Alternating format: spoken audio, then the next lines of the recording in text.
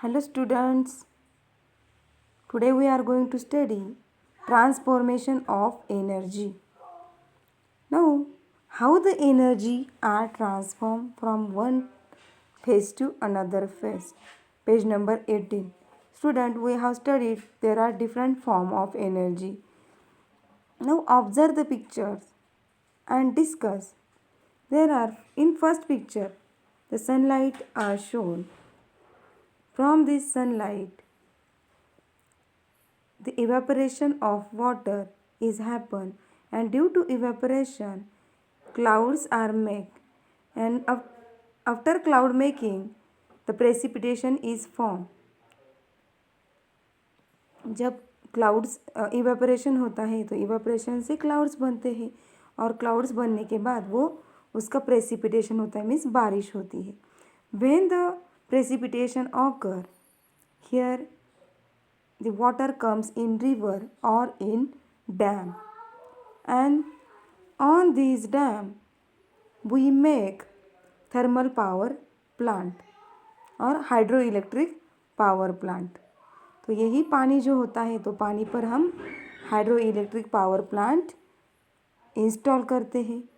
And after installing this power plant this energy start or goes in at home, and this at the home there are different uses of energy, and there are different uses we use in daily life.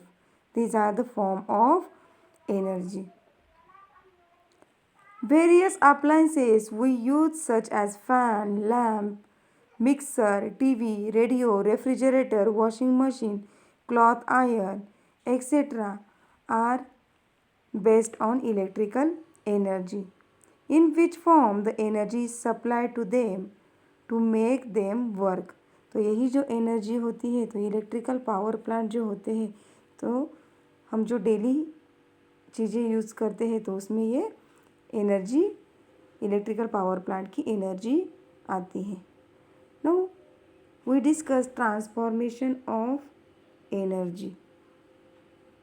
How the energy is transformed from one form to another form.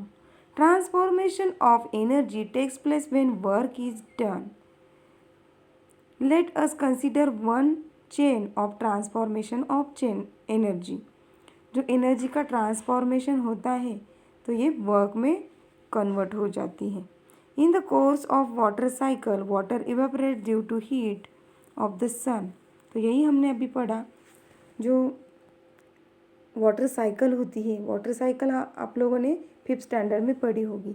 Sunlight की जो energy होती है, sunlight के जो radiations निकलते हैं तो उसकी वजह से जो पानी होता है, पानी इवेपोरेट होता है, ऐसे ऊपर इवेपोरेट होता है. इवेपोरेट होने के बाद उसकी क्लाउड्स फॉर्मेशन होती है.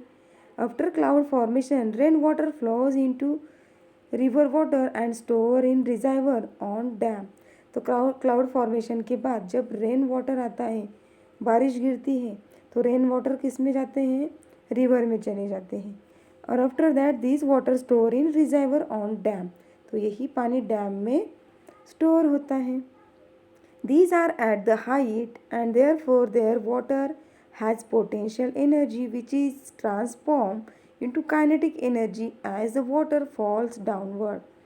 तो यही जो पानी होता है डैम के अंदर, तो ये जब स्टोर होता है तो इसमें कौन सी एनर्जी होती है, पोटेंशियल एनर्जी. एंड यही जो पानी होता है जब ये नीचे की तरफ आता है, that means in flowing condition, जब फ्लोइंग होता है तो that is in kinetic energy. When the water falls on the blades of turbine, its kinetic energy transform to turbines. तो ये जो इलेक्ट्रिक पावर प्लांट जो इंस्टॉल किया जाता है डैम के पास, तो यही जो काइनेटिक एनर्जी होती है पानी के अंदर, तो यही जो टर्बाइंस होते हैं, पावर प्लांट के जो टर्बाइंस होते हैं, टर्बाइंस क्या होते हैं, जो हमारे जो फ़ैन का स्ट्रक्चर होता है, जैसे फ़ैन के जो ब्लेड्स होते हैं वैसे ही टर्बाइंस के ब्लेड्स होते हैं. और ये जो टर्बाइंस के ब्लेड्स होते हैं वो इस पानी की वजह से स्पीड में घूमते हैं, और स्पीड में घूमने के बाद this turbines rotate producing electrical energy. जब ये टर्बाइंस रोटेट होते हैं तो रोटेट होने के बाद जनरेटर ऑन होता है। When the generator on, the electricity is produce. This electricity get transform into various other form of energy.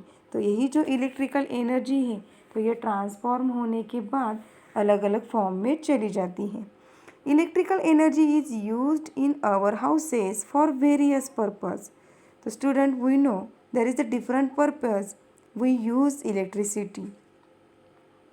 It is transformed into light energy on lighting a bulb, into kinetic energy on starting a fan, into sound energy while playing a music system, and into heat energy in an oven.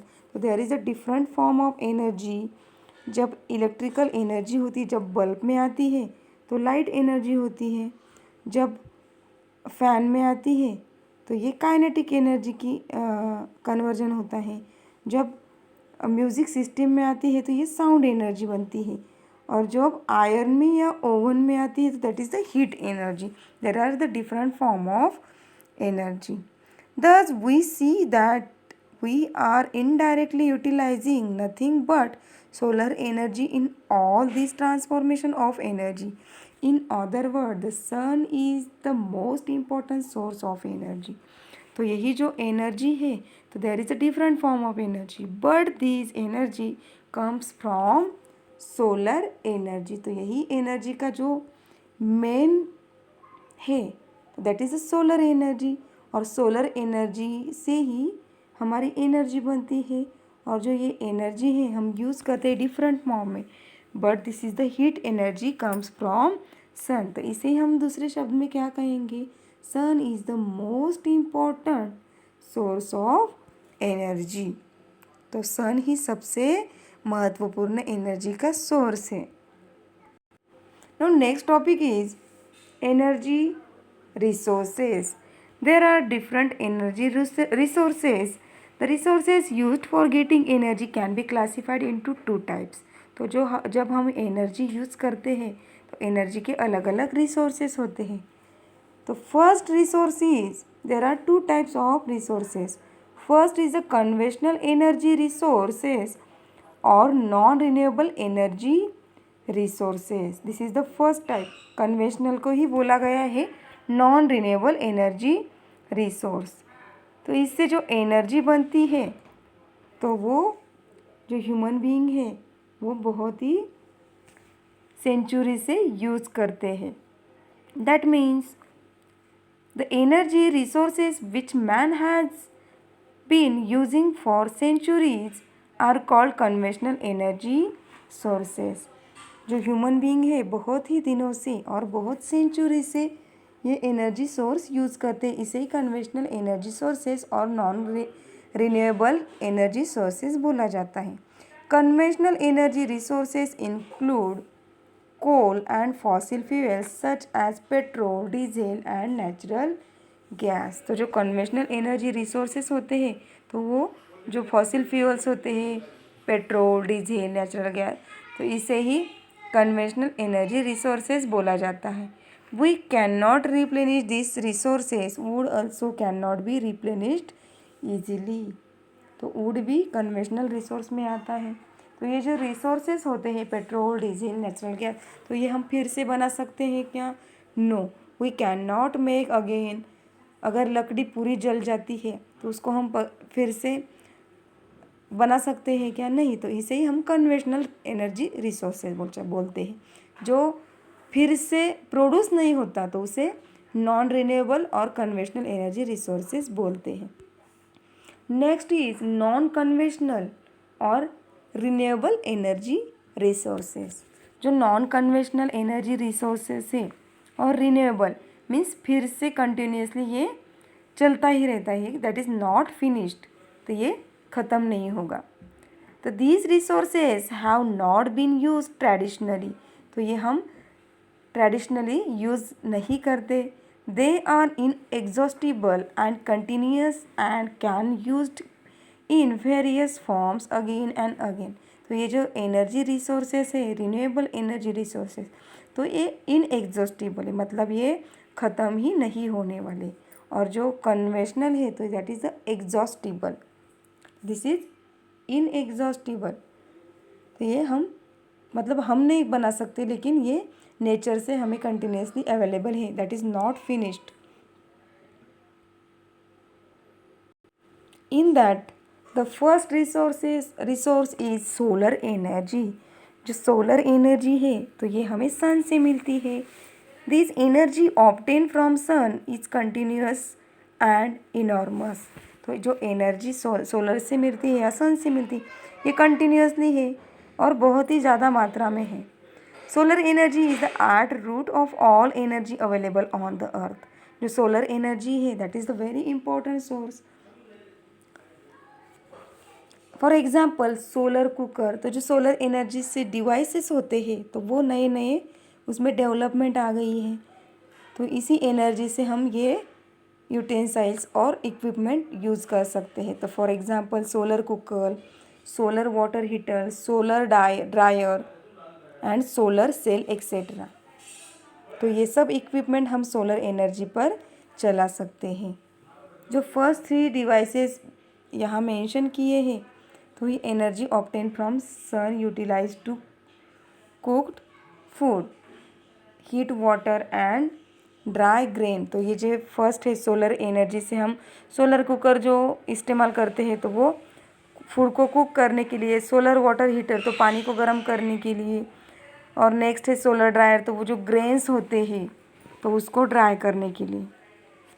Electrical energy can be obtain from solar energy. तो जो electrical energy हमने अभी पढ़ी थी, पानी से electrical energy बना सकते हैं, तो वैसे ही सोलर एनर्जी से भी हम इलेक्ट्रिसिटी बना सकते हैं। Solar electrical plants have the capacity to produce electricity on large scale. तो जो सोलर के जो प्लांट्स होते हैं तो उससे बहुत ही ट्रिमेंडस अमाउंट में एनर्जी हम प्रोड्यूस कर सकते हैं।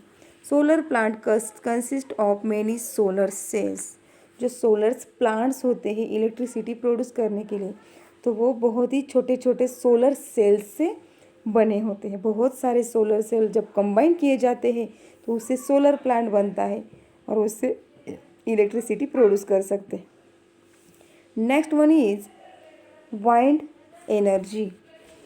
This wind energy is produce with the help of wind. तो जो वाइंड एनर्जी प्रोड्यूस की जाती है तो वो वाइंड की हेल्प से की जाती है। Electricity is generate bye means of wind mills using strong winds. तो जहाँ स्ट्रॉन्ग वाइंड्स है, मतलब बहुत ही ज़्यादा मात्रा में वाइंड कैपेसिटी है, तो वहाँ वाइंड मिल ऐसे यूज़ करते हैं। दिस इज़ कॉल्ड वाइंड मिल। तो ये जो वाइंड मिल है तो ये ऐसी जगह पर रखते हैं और उससे इलेक्ट्रिसिटी प्रोड्यूस की जाती है। Wind mill is also used for drawing water from well. तो यही जो वाइंड मिल्स है ये, तो इसे वेल से पानी निकालने के लिए भी यूज़ किया जाता है।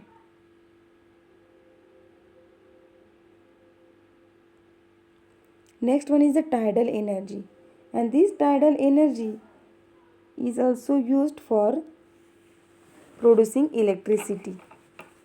A wall is constructed at the narrow region of a creek. जो समुंदर का जो एरिया होता है तो वहाँ जहाँ पर ज़्यादा लहरें होती है, टाइड मीन्स जो पानी की लहरें होती है, तो वहाँ एक बैरियर रखा जाता है। मतलब ऐसे बैरियर को और वॉल को कंस्ट्रक्ट किया जाता है।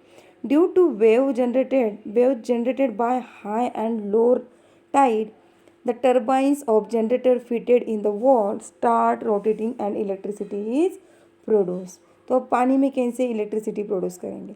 जो जहाँ पर ज़्यादा टाइड्स होते हैं तो यहाँ पे एक वॉल को कंस्ट्रक्ट किया जाता है और उसी वॉल पर ऐसे टर्बाइंस लगा दिए जाते हैं, ऐसे फैंस होते हैं।